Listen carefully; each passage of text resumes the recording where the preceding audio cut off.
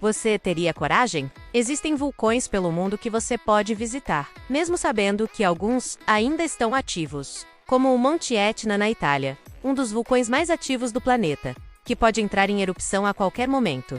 Ou o Kilauea no Havaí, onde você caminha tão perto da lava que sente o calor subir do chão. E tem também o Monte Fuji, no Japão, considerado adormecido, mas ainda capaz de despertar. Agora me diz, qual desses vulcões você teria coragem de visitar?